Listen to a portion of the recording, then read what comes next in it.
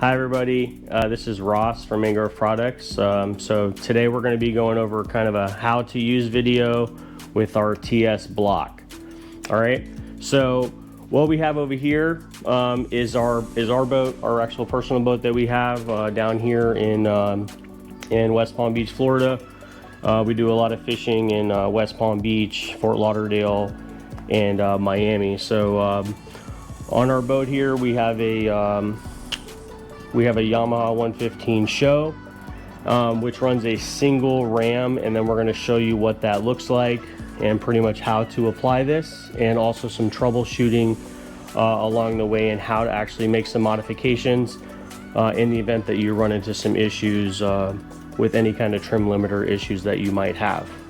Okay, so first thing we're going to do is we're going to go over on this side is trimming the motor up to show just where the single ram section is. All right, so we're gonna go ahead and lift the motor up. So we have our trimmer over here.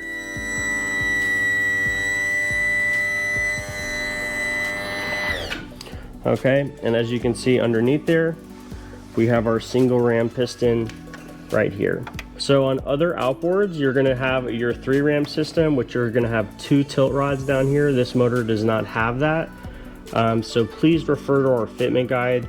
We're pretty specific on which outboarders have that. You can always contact us for specifics on that as well. So essentially, we're gonna get down here, right? And we're gonna put this in here and we're gonna click it in place.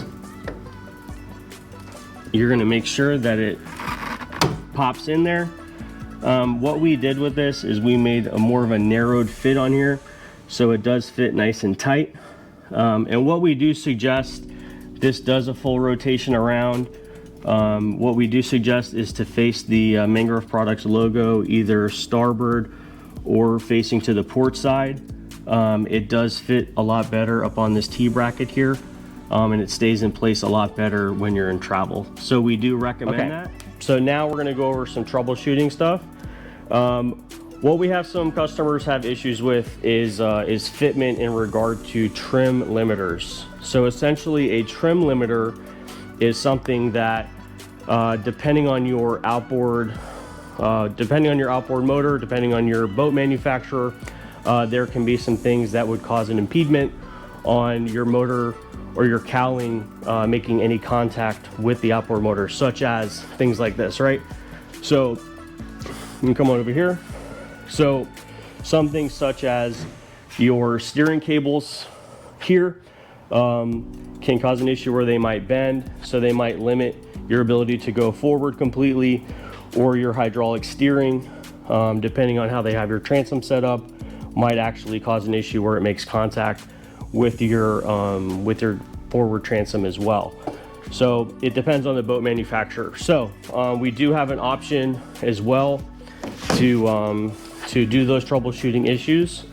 And I'm going to show you the first thing to do to rule out if you have a trim limiter engaged, which is over here. Side. We have this latch here. This is called your maintenance latch.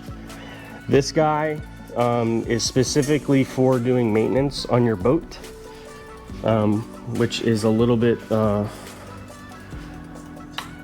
difficult to get on there. But essentially when the motor's up, right, and you put this down, it keeps the motor in place if you're going to be like changing your hydraulic fluid so the motor doesn't come down and hit you on the head or something like that. So if you're not able to engage that maintenance latch, then that does mean that you have a trim limiter engaged, which would just require additional measuring. So keep in mind, if you do run into an issue where the TS block does not fit, what we do suggest that you do is just grab a ruler and you're going to do some measuring on that vertical single ram piston. Pretty simple. This overall length here is 5.25 inches. So you pretty much just want to make sure that your overall length is 5.25 inches, that it's going to clear. So let's say you only have 5 inches of clearance, for example. Essentially what you're going to do is you're going to just measure this at 1/4 inch or 0.25 inches, and you're going to cut this off with something as simple as a hacksaw. whatever kind of tooling you have, but a hacksaw pretty much like the most common general tool. So we have another troubleshooting solution for some of you guys who have motors who so essentially we have to keep in mind that some people's outboard motors and their trailer setups are different. Some boats like this one here, it's a lower lying trailer. It's a flats boat, kind of similar to a bass boat, where skeg clearance is critical for us when we're trailering. Other guys who are running like pontoon boats or like larger center consoles, skeg clearance really isn't an issue for them. They just need the additional support. So if you're looking to get a lower angle, or if skeg clearance really isn't an issue for you and you want the motor to be a little bit lower for whatever reason, you can do cut modifications to this as well, where you can make cut modifications on this actual block as well. We don't really recommend to go farther than 2 inches on the cut modification because that can interfere with the compression capacity that we do advertise, and you might lose the support capability over time. So that's just something to keep in mind before you do cuts that are like over 2 inches. I want to thank you guys for all of our customers who have supported us in buying these transom savers from us. You know, it does kind of help us to come up with some new designs for future products that we have in the making right now. So some tips that we do have for this when it comes to applying this on there, because we do have this this tighter fitment in comparison to everything else that's out there. If you are having trouble essentially just applying it onto the piston straight on, is to lead in on the corners, and that usually will make it a lot easier to get it to click into place if you're struggling with that. Keep in mind too, you will see that there are some other variations of these out there. I have noticed that there are some people that are copying this particular design as of recently, but you got to keep in mind too, like the rubber is really what makes this product what it is. We do truly have over a 2,000 pound compression capacity that we did test. So don't be weary to people's false claims of that.